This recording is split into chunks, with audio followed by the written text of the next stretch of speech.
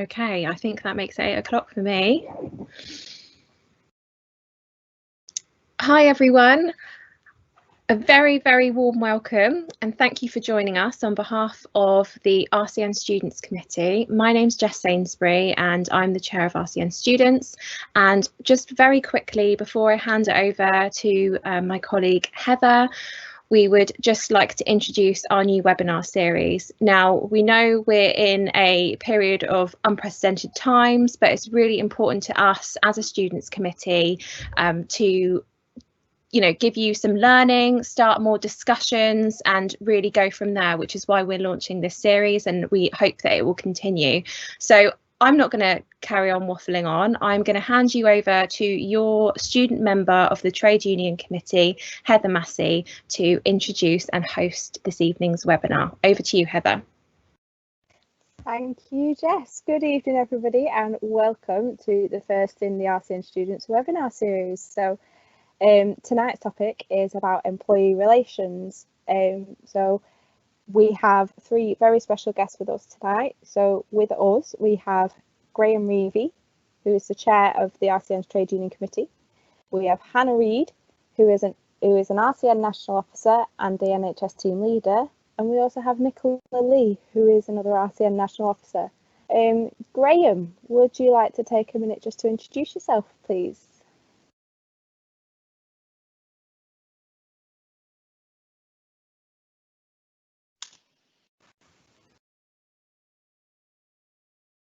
You're just muted there, Graham.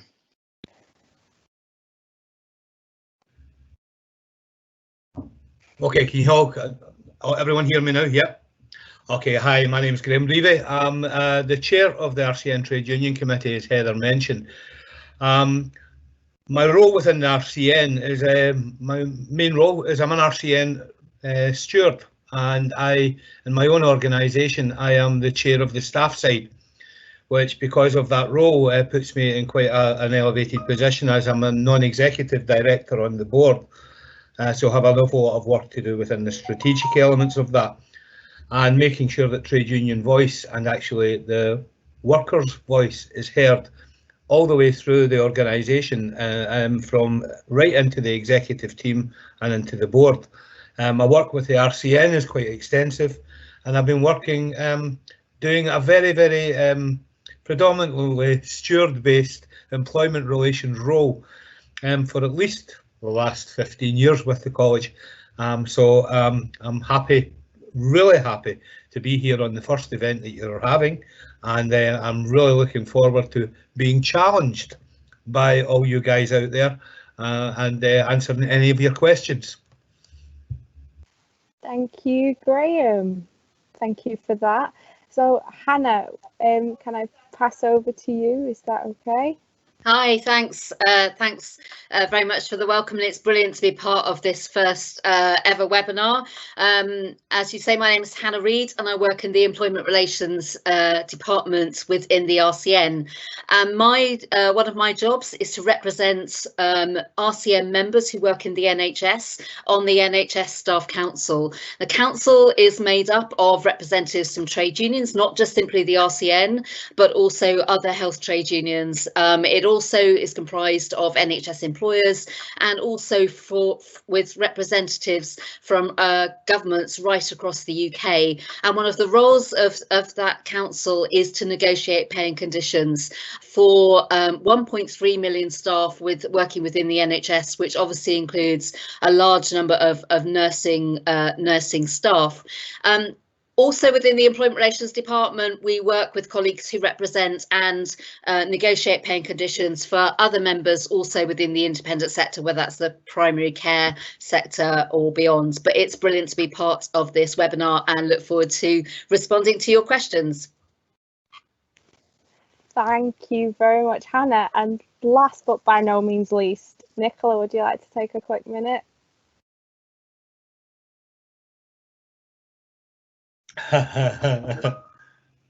Muted, Nicola.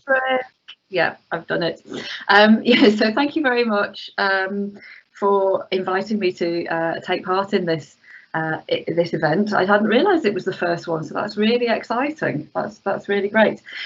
So yeah, I'm Nicola Lee. I work with Hannah Reid in the Employment Relations Department. I'm one of the national officers there, with a particular remit around the NHS and supporting Hannah in the work that happens through NHS Staff Council. But I also have a lead role in the NHS job evaluation system, and also in NHS pension scheme matters. I've been with the RCN a long time. Started originally in what was known as Nurse Line, is now Member Support Services. So I've seen the RCN through from the bad old days of dial-up to, you know, the technology that we've got nowadays. It's really great to be able to connect in this way. Brilliant. Thank you very much. So just to take a brief moment just to explain the format of how tonight's going to go. So we have some questions to ask our lovely guest presenters, and they're going to give us their expert answers on this. And then towards the end, we have there is a little Q&A section which you can send us your questions. I believe the lovely Jess is going to be keeping tabs on that.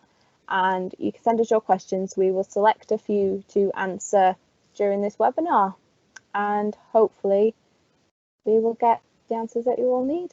Okay, so my first question is for our lovely Graham. So simply, can you explain what it means to be a member of a trade union and how the RCN functions in this capacity?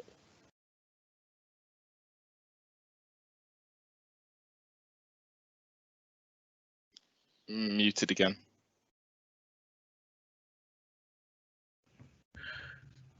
Hi, thanks again, Heather. I think first and foremost around this, I think it's about being a member of a trade union. The question is surrounding that. And I actually think that being a member of a trade union is incredibly important. It's important for very, very selfish reasons for me in the role that I do. And I'll explain a little bit more about that. But more importantly, it's really, really important that when you're in employment and you're a member of the workforce, the role of the trade union and what it can do for you in that specific space. So I'll talk a little bit more about that. But first of all, right, let's get my selfish needs out of the way. Right, I represent the Royal College of Nursing members in numerous places through organisations and numerous forums. So I am there with the voice of 440,000 people behind me. It's not Graham Reevy that's actually talking when I'm doing that. It's 440,000 people standing behind me, actually strengthening my voice and letting me speak for them on their behalf to address their needs and to make sure that they're properly looked after. If you guys decide not to join a trade union, all of a sudden that number becomes 439,999. And if lots of you do that, that starts to reduce the level of the volume of my voice in any of the discussions that I'm making and taking place across many of the organisations. So we half the size of our membership. How much attention are NHS employers and other employers going to take and pay to the issues that we bring to the floor? If we quarter our membership and we're down at 100,000, we start to become a lot less relevant and our voice becomes less. If we actually get down to the point of getting into the hundreds, who's going to listen to us? So we need people in order for us to represent the profession in the employment relations space, but also in the professional space. If we don't have that engagement and that level of membership, we've got a problem. And if we've got a problem on the shop floor and within the hospitals and within the communities and within all the places where nurses are working, they will have a problem. So that's the Graham Reevy, the big selfish one. I need you to do that so as I can do my job. And that's not about being anything pedantic at all. It's if your voice is not there, I will not be able to speak for you. Second part of that, what is it like to be a trade union member and why do you choose to join the Royal College of Nursing? For me, there are real challenges within any workspace, and see in particular within crisis and within areas, in particular in health. And I'm 38 years a nurse. That's what I would like to say first and foremost. So I've seen a hell of a lot of change across the organisations that I've worked for. I've worked both in the NHS and in the independent sector. So I've seen a level of change that's quite considerable. So for me, I have seen employees going through problems and going through various issues all the way through my career and during representation. The one thing that anyone that's a member of the trade union has, that people who are not members of the trade union, that people who are not members don't have, is this. You have someone sitting beside you, making sure that processes are followed in a fair, transparent way, and who's sitting there purely with a role only and not interested in the organisation, but a role purely to support you in any of the issues that you may achieve and you may have problems with.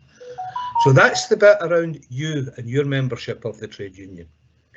A little bit more of the selfishness a bit. This has to happen at national level, at employer level, and right down to ward level. Where people have issues, we need to be addressing them there and at the point. And you have got one fantastic team of stewards across this organisation and one fantastic team of health and safety representatives and learning representatives who actually provide an awful lot of protection for you within the workplace. Being a trade union is really important. Being a member of the Royal College of Nursing, really important. And I'm only going to stick to the employment relations issues because actually there's a whole other professional element that needs to come in that the Royal College has within its offering. But my predominant issue tonight is about being a trade unionist. So I'll finish there, Heather, and I'm happy to take any further questions if there's any supplementals.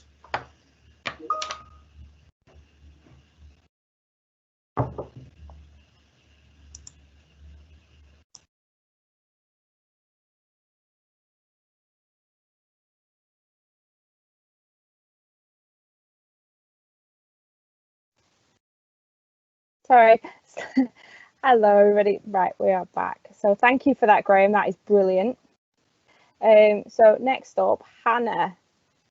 Why is a good employer-employee relationship vital to my and many other students' future careers?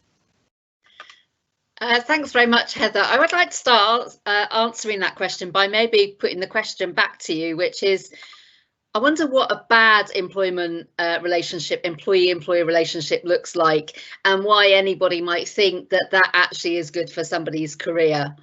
It might be just worth thinking about that for a minute. But more seriously, coming back to the basics, obviously an employment relationship or having a good employment relationship with your boss is important for anybody in the workplace, whether that's somebody who works for the RCN or somebody who works in the health sector or anybody who works anywhere within the UK.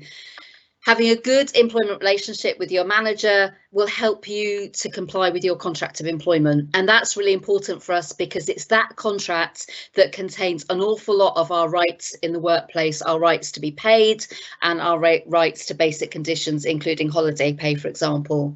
Also, having a good relationship with your employer is important because it helps us to comply with requirements of the NMC Code of Practice and also ensures that we stay out of trouble and we don't face any disciplinary issues in the workplace. But often when this question is asked, people think, oh, it's all about what's on you as an individual employee.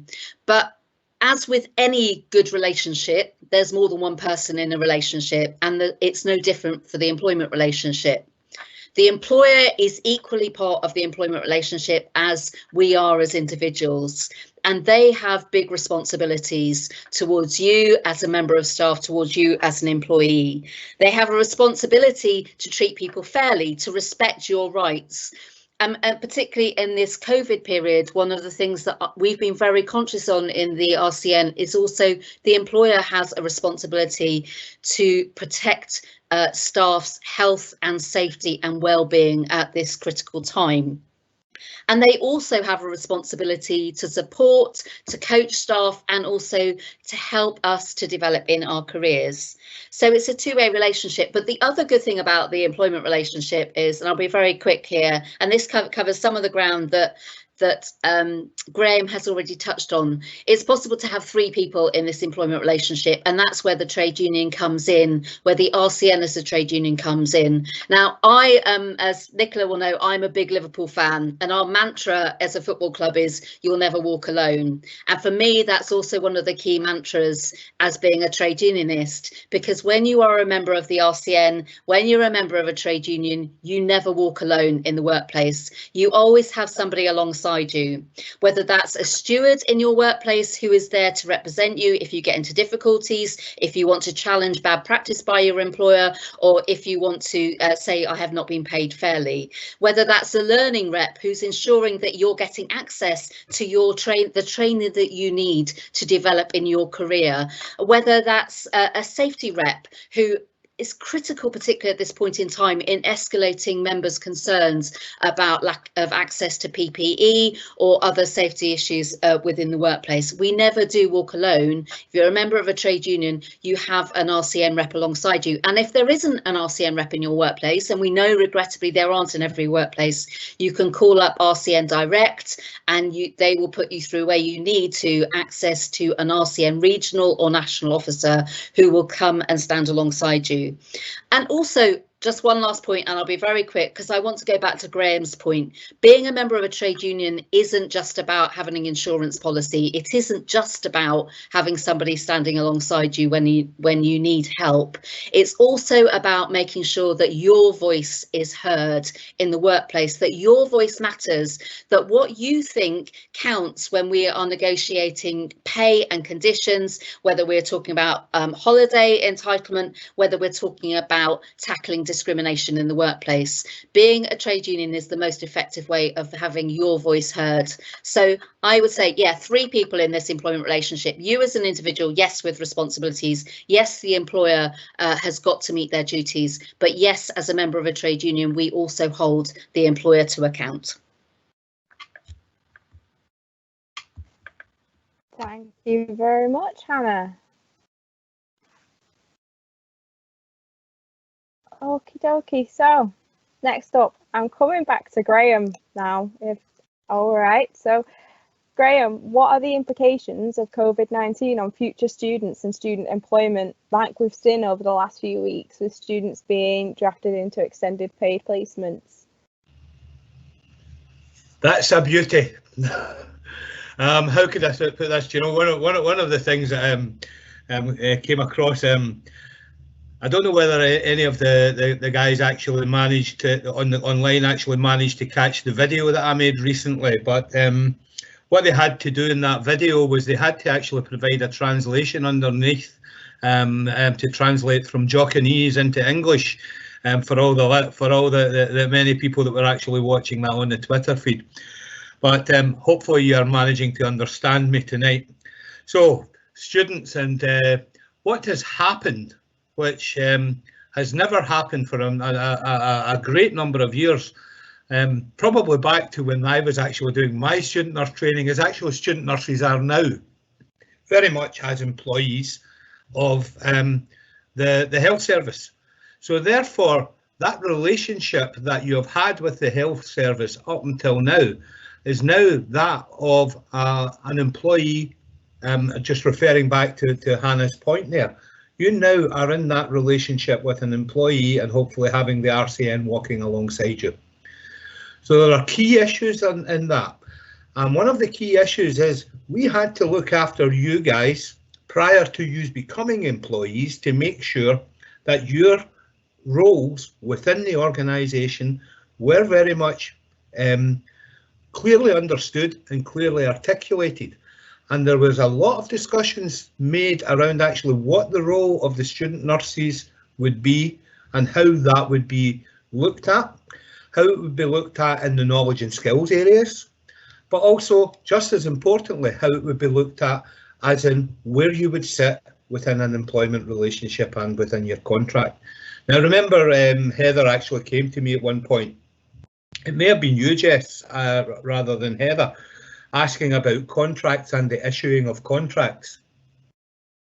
One of the things that happened is when you entered into that employment relationship, as soon as a job offer was made, you are therefore in a contractual relationship under employment law. So the issuing of the piece of paper became less important than actually we made sure that that contract was safe, sound and secure for all students as they entered into employment. So that is one aspect of where we actually left and dealt with issues around students. And we've continued to do that, and we've continued to work with students in your student nurse committee just to make sure that your questions are getting answered, that you are receiving the same access and the same treatment and the same employment protection as all other employees, because you are actually on an equal footing with all other employees.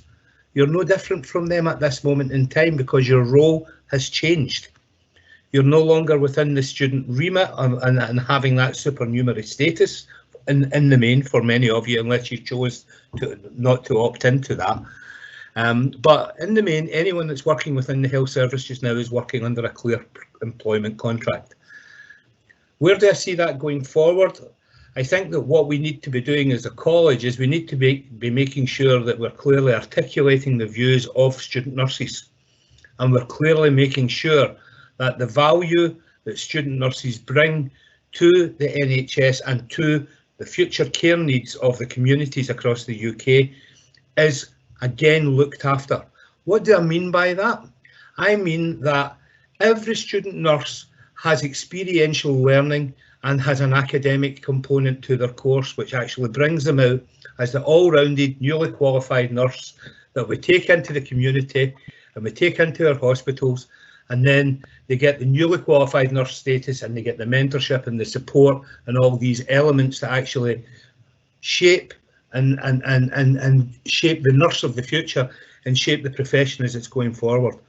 We will continue to work to make sure that that happens, and we'll continue to make sure that our nurses, the student nurses and the nurses of the future, after all, I'm getting, if you look at the colour of my hair, I'm getting to that age where I'm actually looking around me thinking, I know who's going to be looking after me, and we need to look after you guys to ensure that that happens. Right? And that's really, really important, and it's an important role that the Trade Union Committee are very much cited on, and I know that Jess and the Students Committee are also very cited on that. What we need is we need you guys to keep pumping away, giving us the information, being our eyes and ears on the ground. Where there's a problem comes up, let us know about it. We will deal with it bit by bit, little by little, and very often, you know, these problems are resolvable. But in particular, we want to make sure that you are treated as valued members of the workforce, as valued nurses and as valued colleagues. And I know sometimes my colleagues don't always get it right, and some will have experiences that are negative experiences, but that's the experience of a newly qualified nurse as well. I just want to make that clear, that your experiences that you're having as a student entering the workplace, newly qualified nurses experience that type of thing a lot of the time, and that's again where the trade union comes in to support that. So hopefully I've answered the question. I've tried to sort of be as round as I can be, but again there might be others that have other supplementaries to that, Heather, so happy to stop there. Thank you very much for that, Graham. Thank you very much. Okay, so last but not least, Nicola, I'm being cheeky and I've left both of your questions to last. But so first up, the role of a nurse is continually changing and we're always developing. So how is this reflected in the agenda for change structure? Okay, thank you very much. And I feel a bit like, you know, Hannah and Graham have given you a lot of rousing encouragement around the function of trade unions and you know, the joy and the strength in numbers, and I get to do the technical stuff. So what I wanted to do was to, and I'm just checking, can everybody see that first slide now? Yeah, that's good. So the question particularly was around the Agenda for Change structure. Now, Agenda for Change is the pay structure in the NHS that covers everybody apart from doctors and dentists and very senior managers. And it was brought in order to deal with equal pay issues where there were different sets of workers were paid in different ways, and people had different terms and conditions, and there was a need because of legislation to equalise that and to make sure that everybody you know, receives the same fair treatment in the workplace. So Agenda for Change, it has a structure, but the question was around how does it reflect the sort of continual development and change that you go through as a practicing nurse. And when I thought about this, I thought, well, there are two elements in Agenda for Change, really. There is the pay structure itself, which is the way in which pay is determined, but then there's also an element of kind of performance management, and that comes out in the pay progression arrangements that we have in the NHS. So let me see. And can you see that chart now? You've got the new one with the chart. This is just a bit of a graphic explanation of the pay structure in Agenda for Change. I've said bands 1 to 9. We don't have any new band 1 positions now, so we're talking sort of band 2 through to band 9. And the various different dots and triangles relate to the points in that band before you get to the top of the band. The top of the band being the kind of rate for the job. That's, you know, what the job is rated as. The reason that we have these pay steps and this sort of progression is reflecting that when you're first recruited, you need to grow into that job. And so after, you know, in many of the bands, it's after 2 years, you go up a point. Sometimes that can be the top of the band. And then after a number of years after that, you get to the top. And that reflects the fact that you have developed into that role. Now, the important thing, I suppose, to say about the banding is the banding is about the job. It's not about you and your performance and your development. And this sometimes is where it gets a bit confusing, because people will say, well, you know, I can do so much more, and I've been on this training course, and I can now do this, and I can, you know, I've got these extra skills, these extra abilities, this extra knowledge. Surely I should be in a different pay band.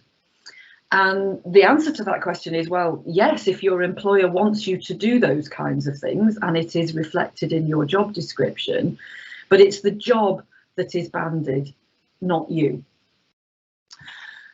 I hope that makes sense in a way. Now, the way that the pay bands are determined is through a system called job evaluation. And this is where I can get really, really geeky and really technical, and I will try not to. Job evaluation is a way of measuring the demands of a job, and the way we do it in the health service is we have broken down jobs, and this is all jobs, remember I said it was everybody other than doctors, dentists, very senior managers, into kind of 16 factors. So 16 elements, 16 different kinds of things that happen in jobs relating to skills, responsibilities, and then the kind of effort that people put in, you know, or is required of that particular role. There's then a process where jobs go through, and it is, you know, it is a bit of a bureaucratic process. It's quite a technical process where the details of the job are evaluated against those factors, and it comes out with a magic score. And we talk about the sort of scores on the doors. Now, to go really quickly through this, and like I say, you know, not giving an awful lot of detail, but I've got this chart of the factors, and you'll see down in the first column what those factors actually look like. And you'll recognise some of these from your, you know, nursing practice, and some of the things that are in the code of conduct, particularly around communication I'm thinking about. And you'll also see further along as you go along the different levels and the different scores that you can get in those kinds of factors. So if we look at factor 2, knowledge, training and experience, to get the 240 points for the level 8, you pretty much have to have a PhD. And that PhD has to be a requirement of the job, not just something that you've got because you were interested in a particular area. So it's got to be a requirement of the job. So you'll see where the big hitters are there, and knowledge, training and experience is clearly, you know, high up that list. And once you get into the degree entry professions, but there's also lots of points make prizes, but they make bands on some of the responsibility areas, particularly patient client care, that you don't see in other job evaluation systems. So I just put that up there to, you know, give you an idea of how those pay bands are determined. And remember, so if you come out as a, you know, if a job comes out at a band 7, that means that it is of an equal weight to a band 7 in a different occupational group.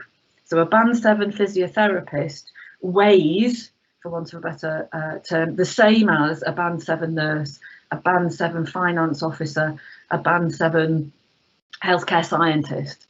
And it's to provide that equality in that sense. And these are the scores. So we've had the numbers on the levels, you add them all up, and then you get the band scores.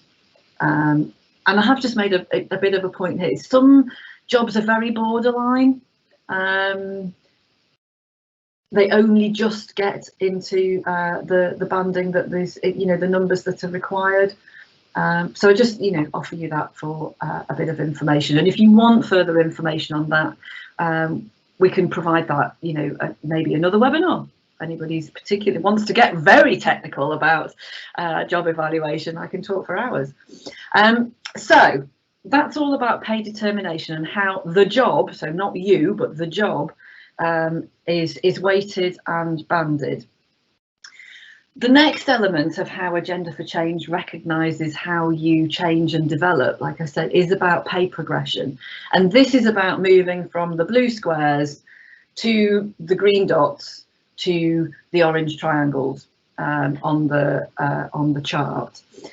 And we have now a national structure of pay progression where you have to meet national standards to get through those pay steps at that time. So you start at the entry level of band 5. After 2 years, you have a pay step review, which assesses your performance, so your development in that role, against a number of national standards. And I've written those down at the side for you to see. The main one being about having passed your appraisal or some kind of performance development review, however they're termed in the workplace. And you've, you know, attended your statutory mandatory training. You've not got in trouble for, you know, you've not got a disciplinary sanction against you. There's no formal capability processes. And if you're a line manager, you have to have done all the appraisals of all of the people that report to you. So that's how your development is measured, in a sense, is rewarded, but also these pay step discussions and formalising the requirement for appraisal. Going back to what Hannah said about the employment relationship, this is where your employer supports you to get through those pay steps. It's not meant to be a hurdle that you fall at. It's meant to be something that measures that you're meeting those targets, and the employer, to be frank, is getting the best value out of you. They want you to, you know, to perform the full range of duties for the job and be paid at the full rate of the job. So yeah, just wanting to separate it out in terms of how the job is determined, and then how you in that job, your performance and your development is recognised in that sense. I mean, obviously with Agenda for Change, it's an escalating scale. Yeah, I'll leave that on. But it doesn't happen automatically. So just because you get to your orange triangle doesn't mean that you go straight to the blue square on the line below. That's where, you know, you would assess. It might be that your employer would support you in that. You may have been in discussion with your learning representative about being able to document your development and the way in which your skills and responsibilities have changed, and you decide that you're going to apply for a higher banded job. So that's how that would work. That's your responsibility in that, to think about, you know, are you wanting to take your career forward? Do you want to go through the bands and, you know, and develop in that way, or do you want to become you know, sort of really expert in your particular area, realizing that that's not necessarily going to get you higher and higher and higher up the pay bands, because to get higher up, you take on more responsibilities, you take on things like budget responsibilities, human resource, line management responsibilities, you know, policy and development, those kinds of things for organisations to get further up. So I hope that's a really long-winded, and I've rambled on for a while, but that's how Agenda for Change works in terms of recognising, you know, the way in which roles change and the way in which people in those roles develop. Very happy to take questions later on, or, like I say, to follow up you know, with further detail. There was a webinar recorded, I think, for stewards that it might be possible to get access to as well, and some other resources if you're really interested and you want to become a job evaluation geek like me. Thank you.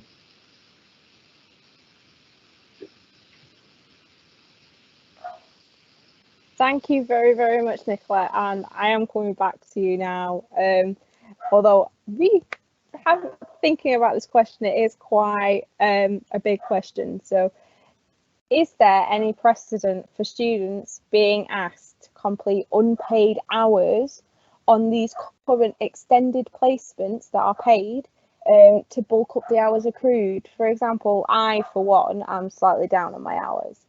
I've had reports from some students across the country that they have been told they need to work these hours unpaid to accrue them. And my advice has been go to RCND, but I'd like to see if maybe there is a precedent for that, for why these students have been asked that. I understand it's a very big question. And I shall try and answer it as best I can. I'm going to go back again to Hannah and her employee-employer relationship and suggest that for you as students, there is a third party in this relationship. Now, that's not as naughty as it you know, could lead you to think that it is, but there is the responsibility of your education provider. And this is where it gets a bit confused, I think, as to who is responsible for what. And the way that it should be is that the university, your education provider, is the place that holds the responsibility to ensure that you meet the requirements of the course so that you can graduate and register. It isn't the employer's responsibility to do that. The employer employs you and pays you for the work that you do. So if you've got outstanding hours, and there should have been a discussion, this is all, you know, the utopia of how student employment, you know, was designed to work. So there should have been a discussion with you and your university, your education provider, to determine the number of hours that you still had to do were outstanding, and it will be an individual measure. So, you know, your figure, Heather, will be different to somebody else's figure because of very, you know, personal circumstances to get you to that 2,300 hours. Now, the employers will either employ you for a 37.5 hour a week contract, whole time, or I have, you know, heard of them being less than that, but that's according to what they need. You know, as an employee, you can only be an employee if there is a job to do. And I know, in some of the other professions where they've looked at deploying students, many organisations have said, well, we don't actually, we don't have a need. We don't need to have these additional bodies sort of on the floor. So the employer has the opportunity, to utilise these students to undertake work for which they are remunerated, they are paid. But it's still the university's responsibility to monitor and ensure that you're doing sufficient hours. If the employer can't offer you sufficient hours, you need to go back to the university and work that one out. It's not the employer's responsibility to do it. And I know that's possibly not the answer that you were wanting to hear. We do know, and there have been some concerns about, or some employers have been concerned about the funding for employing students and this notion that it's going to end at the end of July. That isn't true. If there is still a need to have students on paid extended clinical placements, the funding will be there and will be available. But as I said, in that employment relationship, you can only be the employee in that relationship if the employer has a job for you to do. I spoke to Nicola Ashby in the nursing department about this, because she has, clearly has a big role around education. Her advice was that if you don't have enough hours and you're not going to get your 2,300 hours by September, it's really important you go back to the university. If the employment stops because the employer doesn't have any need for you anymore, should that happen, then again you need to go back to the university and work out what the plan is. How do you get back onto the normal track that would have taken you to September and graduation then anyway?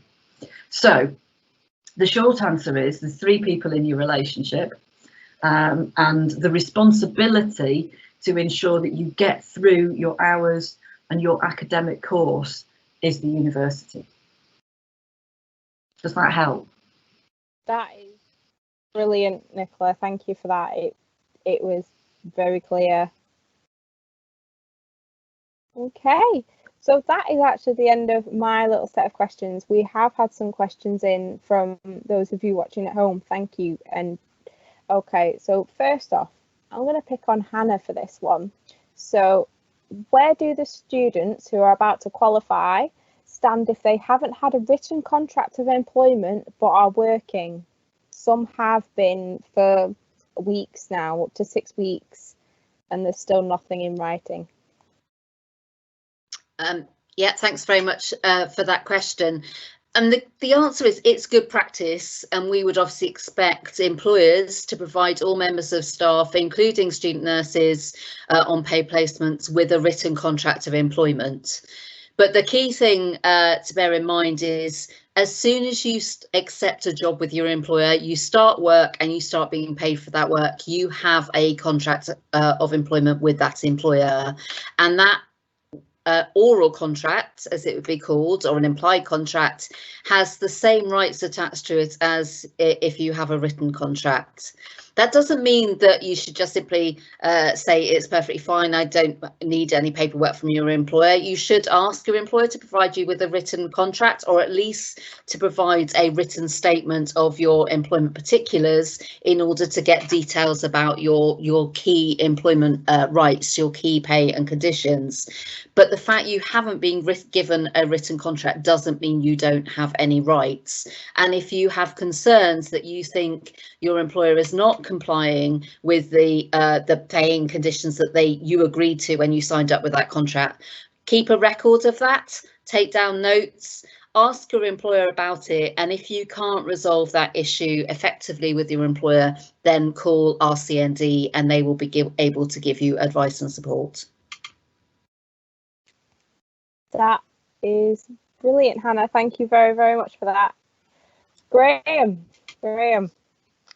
So this one is just specifically for you, my love. So what are the advantages of being involved with a TU as a student? And I will hop in on this one after you've answered, if that's okay. What is it? I always used to say that I love student nurses, but I can never eat a whole one. The whole aspect about this is actually, you know, involved in being a trade union and being with them. It's the collectiveness. Okay, it's difficult when you've not got the employment relationship, but once you're in that employment relationship, you really need to be there.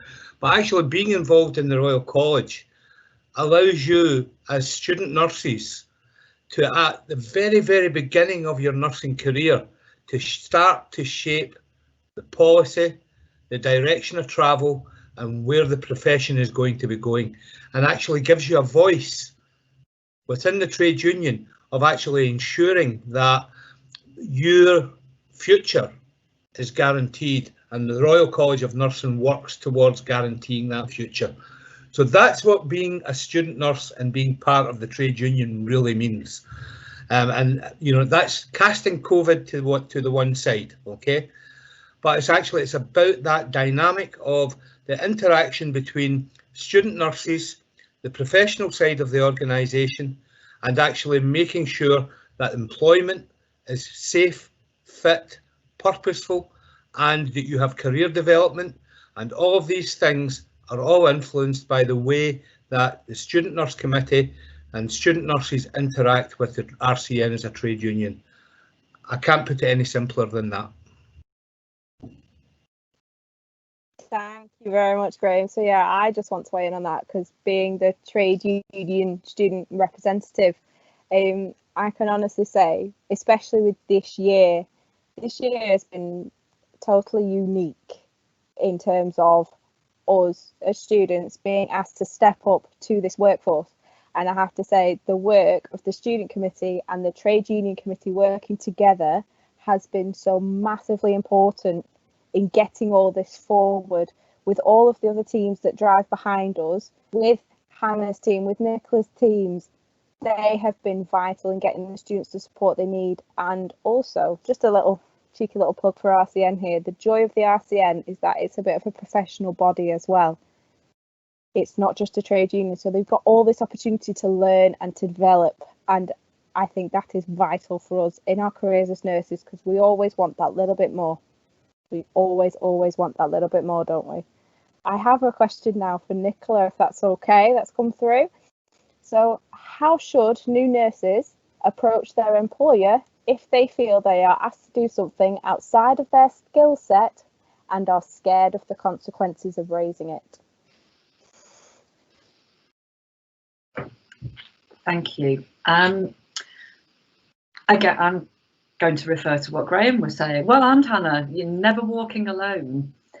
If you're scared to approach your manager, speak to your steward first, or speak to learning rep, possibly, but probably your steward, and work out how you're, what it is that you're concerned about, being able to articulate it, perhaps write it down. The steward may be able to go with you, to have that conversation, to broach that rather. But you don't need to do that kind of thing on your own. That's what we're here to support members with. You're absolutely right though about being asked to do something outside of your skill set, outside of your competency.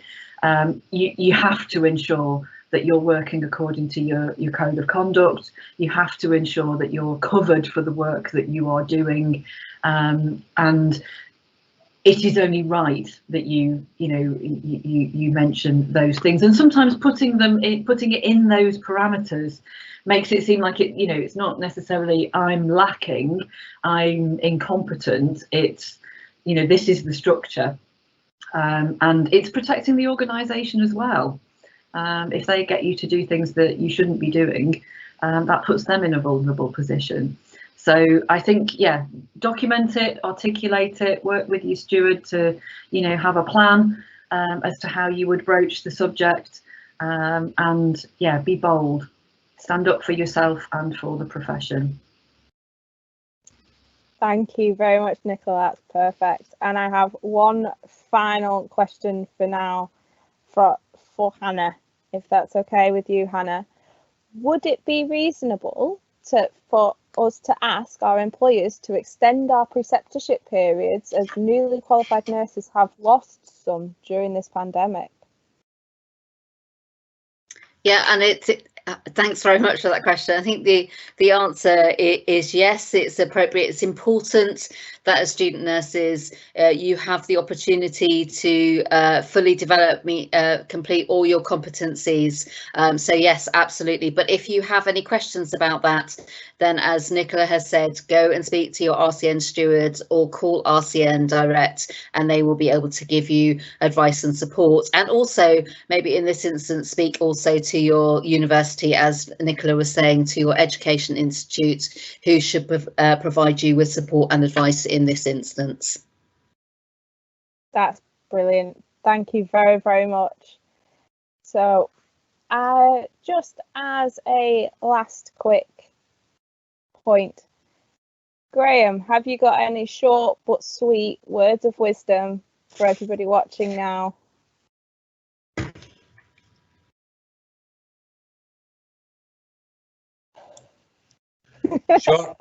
Short and sweet, not my style. But basically, my words of wisdom as someone who's coming or nearing the end of my nursing career is that you have chosen one of the best careers that you could ever possibly choose. I have done it and been through various roles, starting from a healthcare support worker, as they're called now, all the way through to being an associate director of a large military hospital. This career that you've chosen can be one of the most rewarding and valued careers that you will ever choose. You certainly get it in heaps, and we're seeing that articulated for the first time every Thursday night, or has been for the last 10 weeks. The value that people are actually placing on you and the people like you, and the contribution that you're making to the health of this country is awesome. That's the one word that I would put for it. It's awesome. So stay steadfast, stay true to yourself, be the person that you are, because that's why you've been chosen and that's why you've selected to become a nurse. That's my words of wisdom. Finally, fill out the bloody survey. Thank you, Graham. So with the survey he's just mentioned, we will see about posting that on our social medias. We'll share it from the RCN's feed, if that's okay with Jess, which I'm sure it will be because she's so lovely. Hannah, have you got any final words of wisdom for our students and for everybody watching? Well, I would follow on from Graham to say, first, most important at this point is stay safe. And we know that you are doing a fantastic job on the front line at this difficult time. And also talk to your fellow students and encourage them to join the RCN, because as Graham said at the outset, it's only by continuing to build nursing voice in this country that we will be able to deliver, not only in terms of improved pay and conditions during the COVID period, but also a genuine pay rise for nursing and for all RCN members moving forward. And also recognise that being a member of the RCN provides you with the best opportunities in terms of access to career development, to training, to education, as well as top quality representation at work. So join the RCN. Thank you, Hannah. Thank you very, very much. And last but not least at all, Nicola, have you got anything you'd like to say? How do I top that? Look after yourself. Advocate for yourself as you would advocate for your patients. You cannot pour from an empty cup or jug. So yeah. Good point. Very good point to end on. Thank you very, very much. So the honour falls to me now just to say thank you to the lovely Jess for helping me out this evening. Thank you to Graham, to Hannah and to Nicola for coming and joining us on this webinar this evening. It has been fantastic talking to you all. Thank you so much for the information you've all put out. Thank you very, very much to the AV team who have basically carried us through all of this webinar, who have helped us, because I certainly had a few issues with Teams this evening. So thank you so much. And of course, to everyone at home who has tuned in to watch this evening, I hope you all found it very informative and you've enjoyed it. And this video from tonight will be going up to YouTube shortly. And any other questions that were asked in the Q&A that we've not been able to address will be put into a little document. We are going to sort it out. We'll get the answers for you and we will upload that and share that through all our social medias like we will do the link to YouTube. Okie dokie. And then tomorrow's webinar is transitioning to newly qualified nursing. So I'll be watching that one for sure because I am this close to finishing, as are a lot of you out there. All right, there are many more webinars to come. So you all take care, stay safe, and thank you very much for joining us this evening.